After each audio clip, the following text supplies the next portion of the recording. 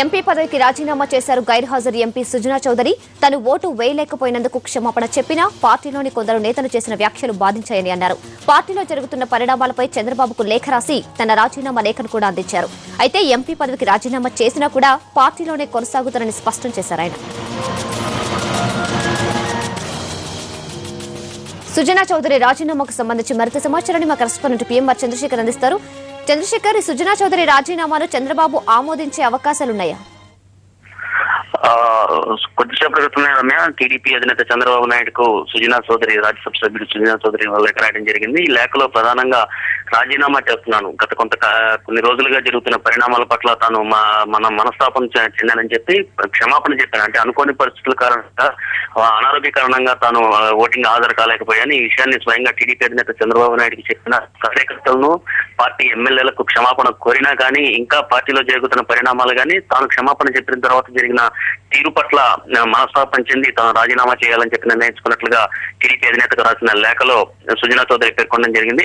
So ఈ క్రమంలో చంద్రబాబు నాయుడు సుజనా చౌదరి రాజీనామాను ఆమోదిస్తారా లేదా అనే దాని మీద మాత్రం ఇంకా ఇప్పటికీ క్లారిటీ లేదు.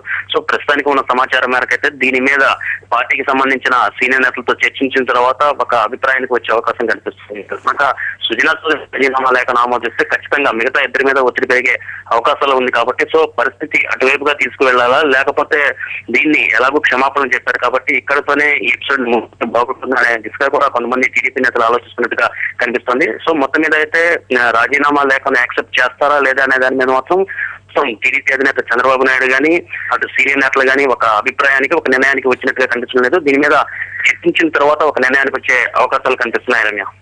అయితే పీఎంఆర్ ఆయన క్షమాపణ చెప్పుకున్నా కూడా పార్టీ నేతల విమర్శల వల్లే కలత చెంది రాజీనామా చేస్తున్నట్లు ఆయన చెప్తున్నారు. మరి ఈ రాజీనామా లేఖతోనైనా విమర్శలు ఆగిపోయే పరిస్థితి ఉందా?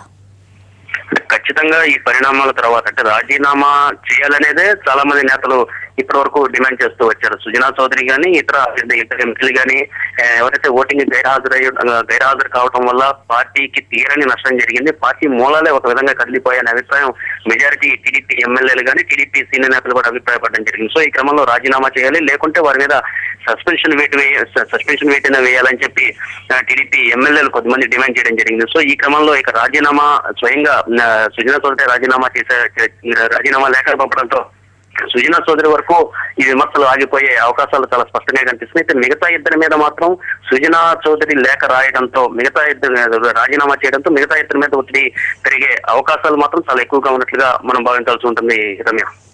రైట్ పీఎంఆర్, మరిన్ని అప్డేట్స్ కోసం మళ్ళీ కాంటాక్ట్ అవుతాం.